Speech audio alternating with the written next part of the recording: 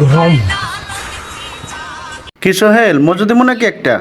না বাবুল ভাই, মজা লাগে না, একটা কোক দেন। কেন? এটা তো ইসরায়েলের। তুমি শোনো না, এটা যে বয়কট হইছে ভাই, সুলতান যে খায়।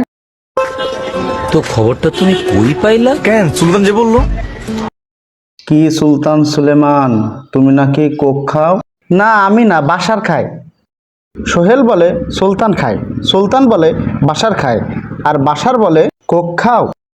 না না ভাই, আমি খাই না, ওরা খায় আর আমার দোষ দেয়।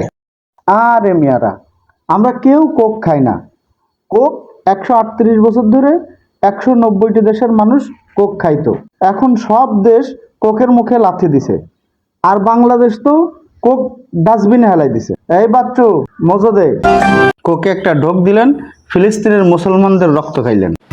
মজু খান, ফিলিস্তিনের পাশে থাকেন।